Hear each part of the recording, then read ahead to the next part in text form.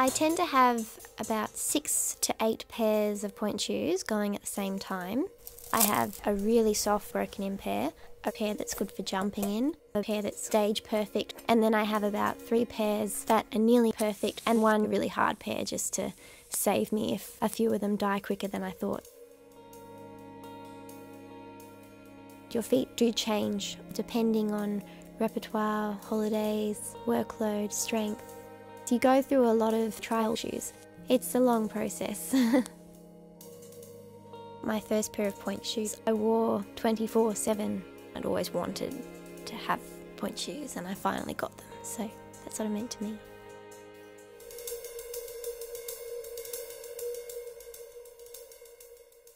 Ballerina's feet are not the most attractive thing to look at. Or the calluses. They may look ugly, but it protects your feet. Our teacher used to say, soak your feet in methylated spirits so the skin would harden up. I guess we all have our individual tailoring of our shoes. I shellac my pointe shoes just to extend the lifespan of the shoe. Some dancers don't wear anything at all in their shoes, but I'm a bit of a wimp. I wear ouch pouches. Everyone's different.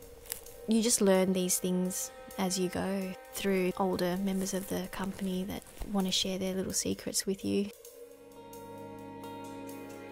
I've been blessed with archy feet, but it's a bit of a burden. To keep them strong, you've got to do a lot more strengthening than someone who's got straighter feet. It's all about technique and strength. It's something that we all keep on working towards. Like, you can just never, ever be strong enough.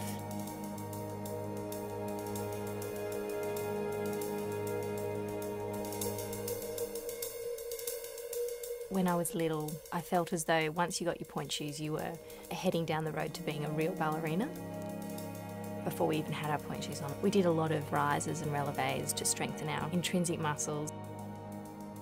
Most of the elements that go into my shoe preparation have developed because of injuries and some wear and tear that just happens over a career in dance.